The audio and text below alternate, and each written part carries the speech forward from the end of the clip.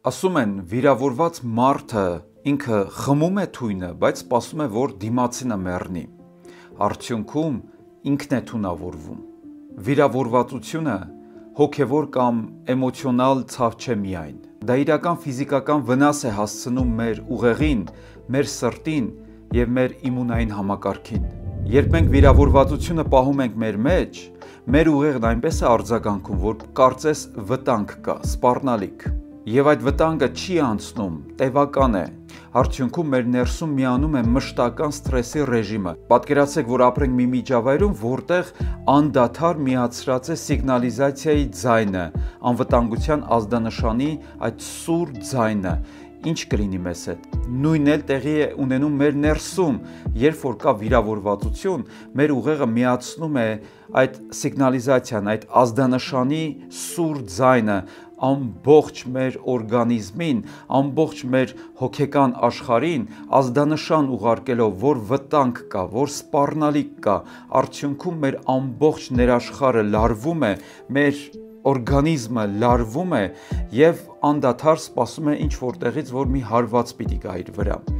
Սա ամենևին օգուտ չէ մեր օրգանիզմի համար և ոչ էլ մեր հոգեբանության համար, ոչ էլ մեր զգացական աշխարհի համար, այլ անընդհատ ստիպում է, որ մենք ապրենք լարված միջավայրում, սպասելով ինչ-որ մի վատ բանի։ Ահա թե որքան վտանգ է ներկայացնում հարատև ապրելը վիրավորվածության մեջ, կամ էլ վիրավորվածությունը քո մեջ։ Բայց եկեք այսօր խոսենք, թե ինչպես հաղթահարել վիրավորվածությունը և կտեսնենք, թե հոգեբանությունն ինչ է ասում այդ մասին, բայց ամենակարևորը կտեսնենք, թե Աստված ինչ է ասում այդ մասին և ինչպես մենք կարող ենք հաղթահարել վիրավորվածությունը։ Ես կհորդորեմ մինչև վերջ մնաս ինձ հետ, որովհետև այն 5 քայլերը, որոնք ես կփոխանցեմ քեզ, իսկապես ամբողջ կյանքի ընթացքում կարող է քեզ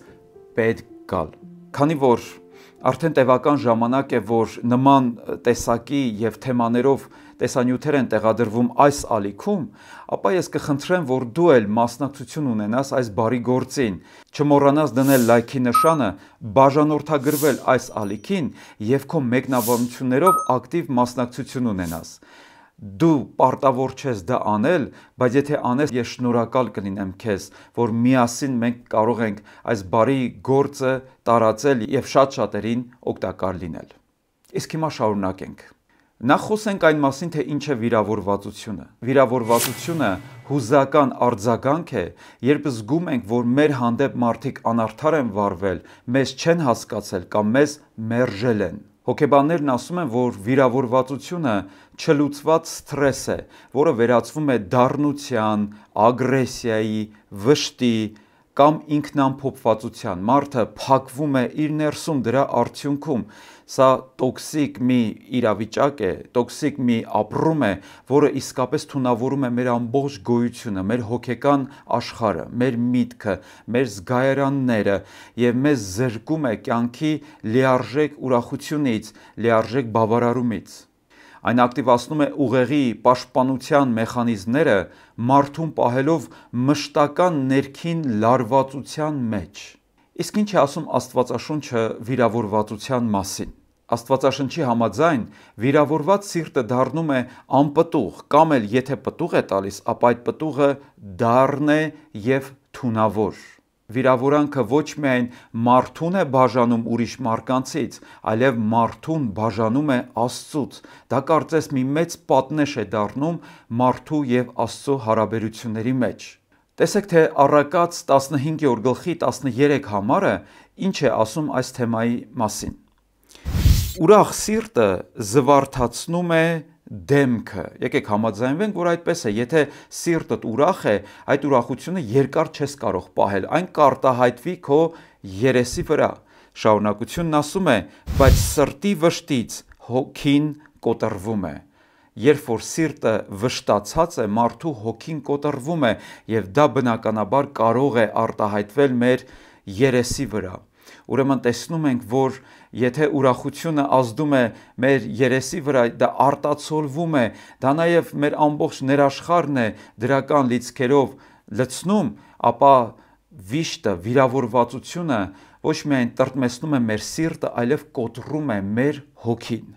Ինչ ազդեցություն ունի վիրավորանքը մարդու առողջության վրա։ Հոգեբանները դա անվանում են chronic resentment syndrome, այսինքն քրոնիկ վիրավորվածություն։ Մենք կարող ենք ինչ-որ բաներից վիրավորվել, բայց եթե մեկը արդեն ունի քրոնիկ հակում դեպի վիրավորվածություն, ինչ-որ մի փոքր խոսքից, մի փոքր վերաբերմունքից, կամ վերաբերմունքի պակասից, կամ վերաբերմունքի ավելցուկից նա կարող է վիրավորվել, ապա դա արդեն քրոնիկ վիճակ է, եւ այդ անձնավորությունը իսկապես պետք է կոնկրետ բուժվի, ապաքինվի, եւ ես կառաջարկեմ ինչպես։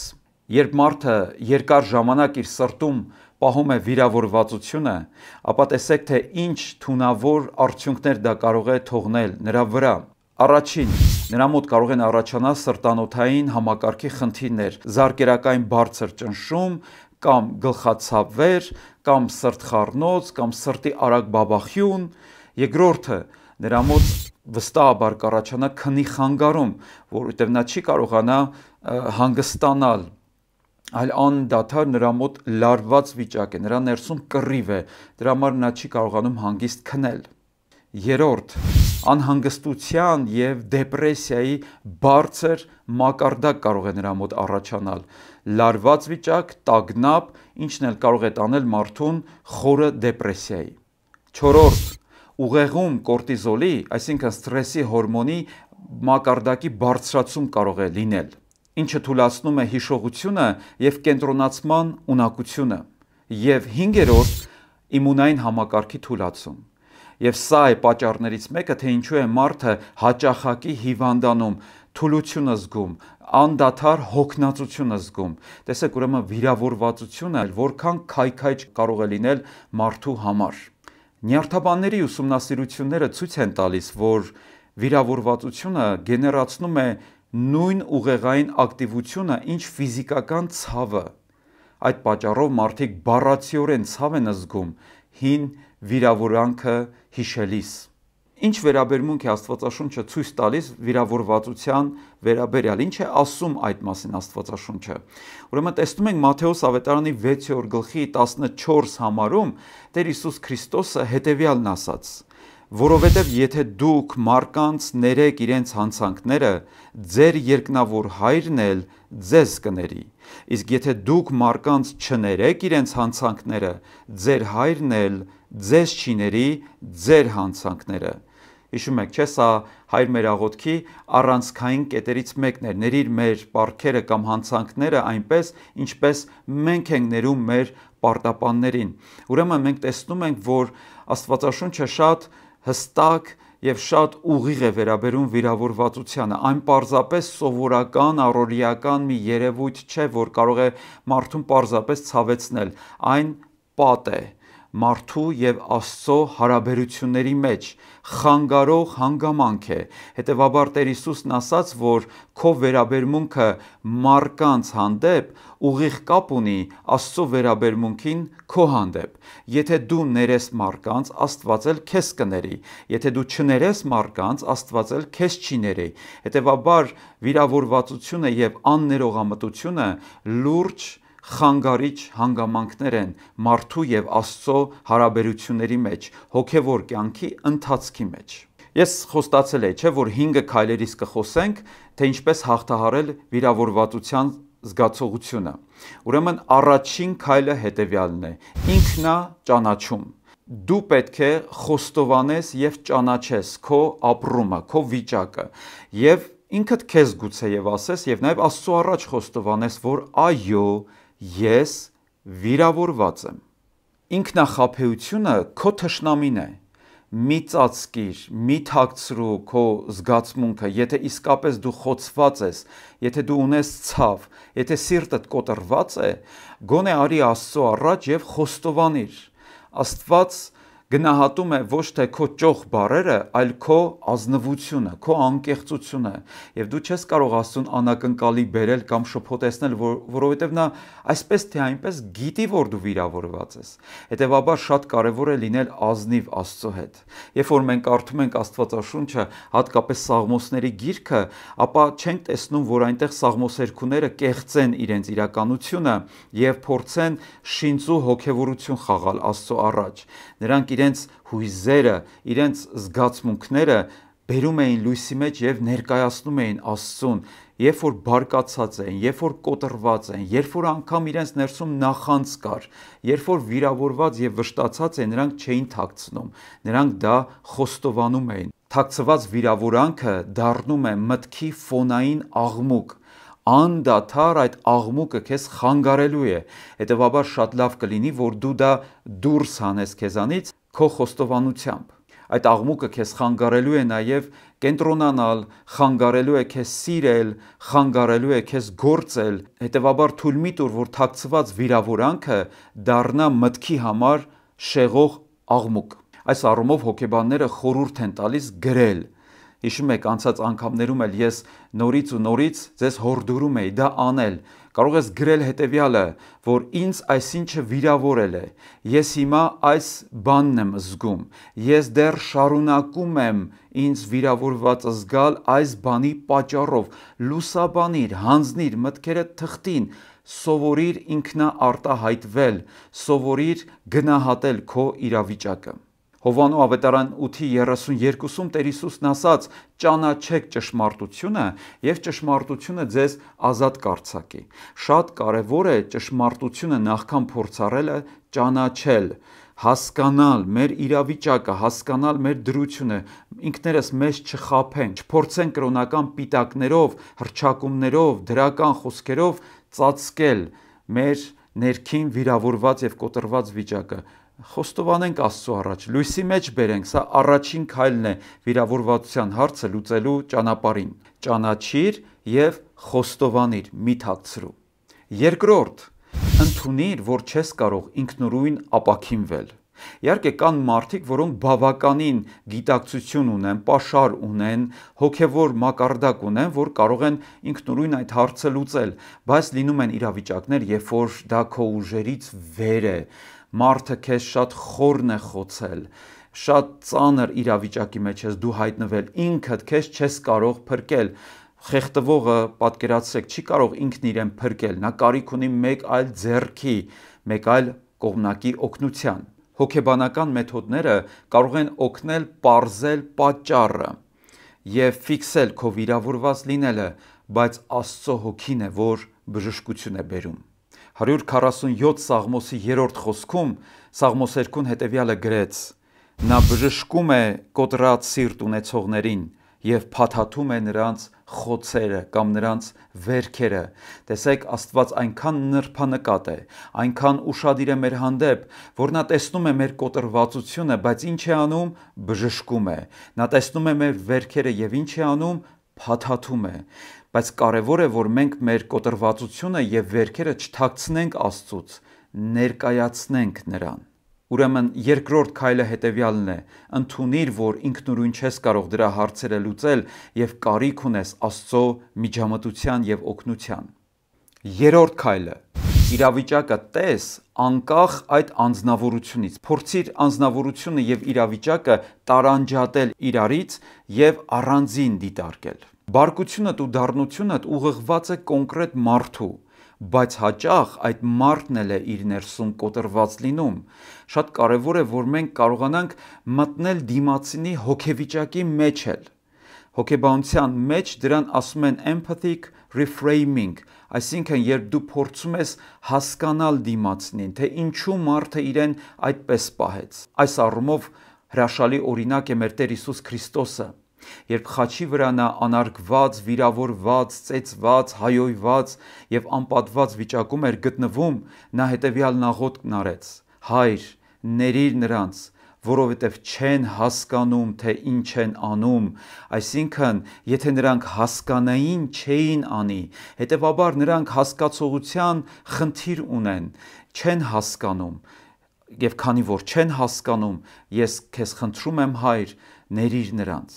Հիսուսը տեսնում էր մարդկանց վերքը եւ ոչ թե վարքը։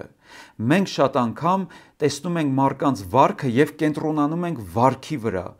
բայց Աստված տեսնում է մարդու վերքը, պատճառը, արմատը, թե ինչու նա իրեն այդպես պահեց։ Մենք շատ անգամ կարող ենք պայքարել ճյուղերի դեմ, բայց իրականում այդ ճյուղերը սնուցող մի արմատ կա, դառը արմատ, որը պետք է արմատախիլ արվի մարդու մեջ, եւ այդ արմատը կարող է յուրաքանչյուրիս մեջ էլ լինել,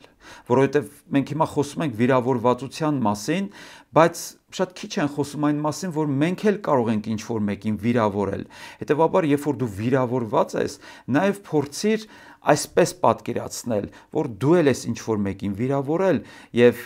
ինչ-որ մեկին ցավեցրել, հետևաբար նույն կերպ կարիք ունես ներման եւ ներողության, ներելու ինչ-որ մեկին։ Ուրեմն ինչպես այդ մեկն է քեզ ցավեցրել, նույն կերպ դու ես ուրիշին ցավեցրել, ուրեմն դու պետք է հասկանաս դիմացինին այդ առումով։